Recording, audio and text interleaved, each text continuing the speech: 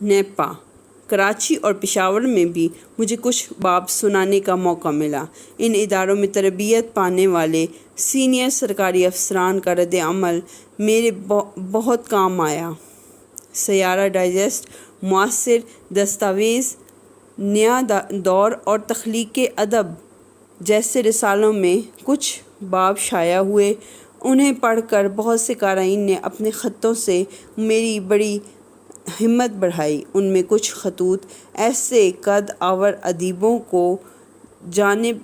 کی جانب سے بھی تھے جن کی قدر و افزائی میرے لیے باعث افتخار ہے۔ اس کتاب کا پورا مسودہ ممتاز مفتی، بانو قدسیہ اور اشفاق احمد نے حرف بحرف پڑھ کر اپنی مثبت تجاویز سے قدم قدم پر رہنمائی فرمائی ہے۔ ان سب اداروں، رسائل اور احباب کا لفظی شکریہ ادا کر کے میں ایک فرسودہ رسم دہرانا نہیں چاہتا۔